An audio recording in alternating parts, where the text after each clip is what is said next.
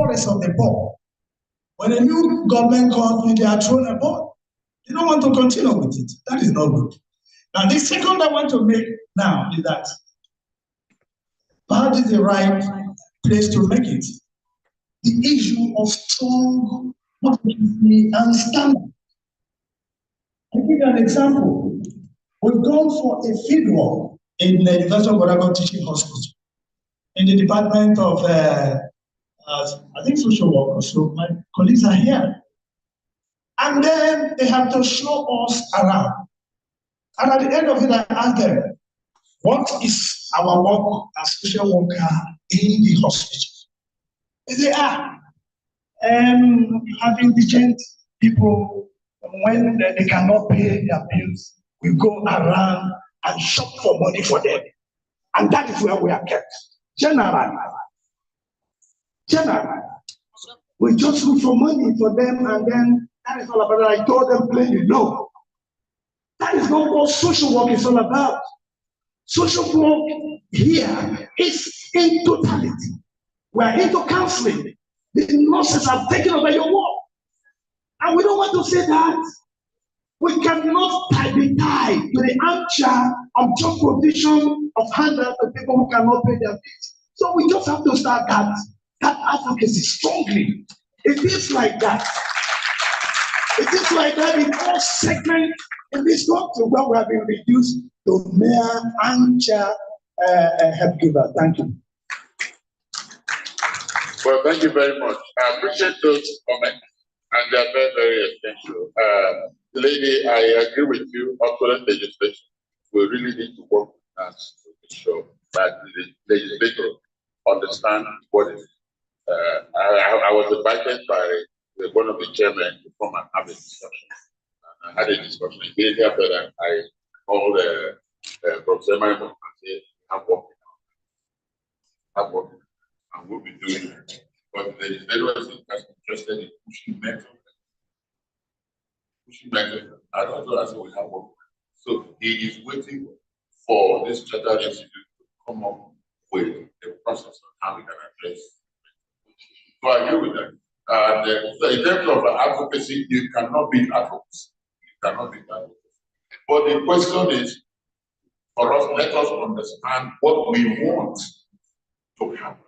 It is when you know and understand what you want to happen, then the next phase is, how do you want to present it? And then you present it, and then it happens. You know? And finally, I would also like to have the Charter Institute, based on just what I meant from all of you.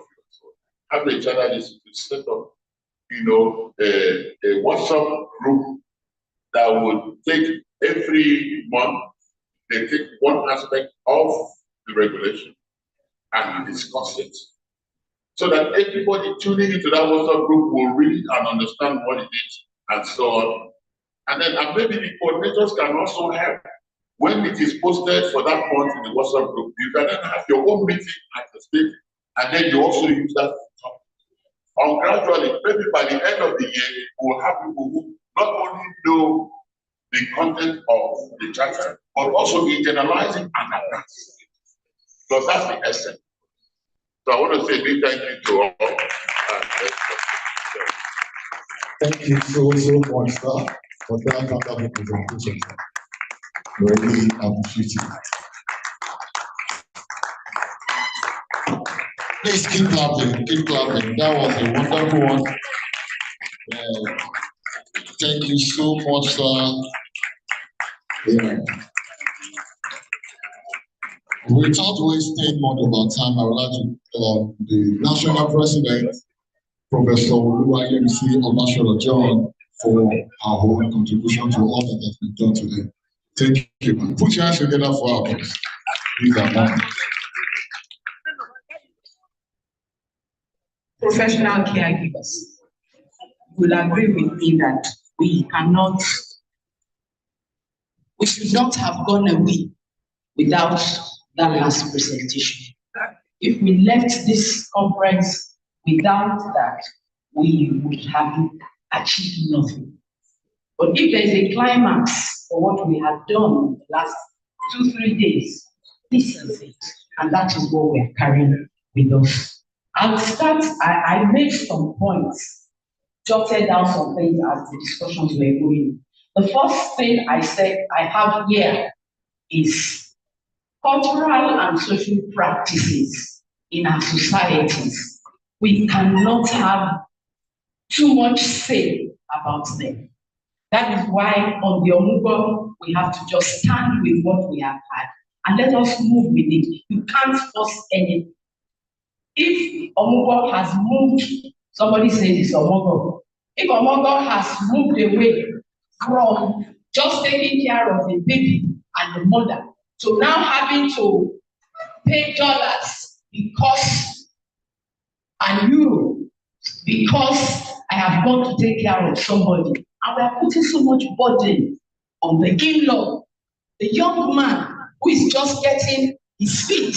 We are putting so much pressure on him, and his wife is forcing him, and both of them are crying in the night because grandmother A and grandmother B are there together. Let's think about it. These are not issues for us in social work. Don't kill yourself. It's not your business.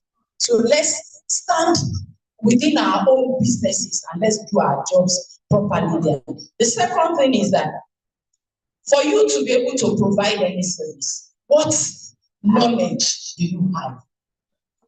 You don't have any knowledge on the service and you want to provide it. Train yourself on the service. Train yourself in that area. If you are in child protection, stay with child protection. If you are a medical social worker, stay there. Don't come and try to be a school medical worker, a school social worker when you are a medical social worker. Let's stay within our boundaries and let's do what we are supposed to do properly.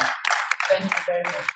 Another thing is that social policy should not address our issues, should not look at me, it should not look at my circumstance, it should look at the global circumstance. And globally, I mean community, all of us as a community. Now, if there's something we say in literacy, your definition of literacy is ability to read and write in the language of the environment. So you can be literate in Katsina, and then you come to Ibadan and illiterate. That is how it should be for us in social work. So as a social worker, you cannot stand and say, I know everything. Who says? You don't know everything. Where is your own area? Let our social policies address these areas and let us stand with them in those areas. The next thing is about our acts and the charter. Now, you recall at the last conference, various items on the charter were discussed. I don't know how many people will recall that. Every part, we took time to explain what one stage had, and everyone had. You may say that you were not at that conference, but if some people came to the conference from your state or from your chapter, what happens after the conference? Is there a step down? Or people just come for conferences and that is the end of it for their chapter? No. So every part of the chapter had been discussed. We can continue discussions as the international has said. Yes, let's continue discussions on it. We can have platforms to continue the discussions. But everybody must know, everybody should know, and everybody should have a copy. And that copy, an electronic copy, is being posted now on the site for coordinators. And once coordinators have that, it is assumed every chapter has it. So what do we expect from all this? Our systems are developing. There's no doubt about it. Our systems are developing. And so we must leave out our emotions. We must leave out our perspectives. We must leave out our mindsets. And then drive everything we want to do with data. We must drive everything we want to do with advocacy. All our activities and our plans must be driven by data and advocacy. And of course, we must have behind our minds sustainability. Whatever we do must be sustainable in the interest of the quality of life of the people in our communities and the people we are interested in. Finally, professional caregivers. My idea is that let us learn to take individual responsibility to improve our collective lot. Thank you very much.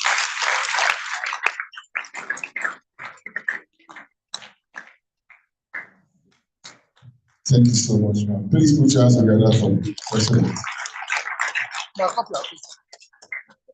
All right, now I will call on the chairman of the Local Organizing Committee to come and address the issue of the next thing on the agenda. I think that is either lunch or tea break, whichever one.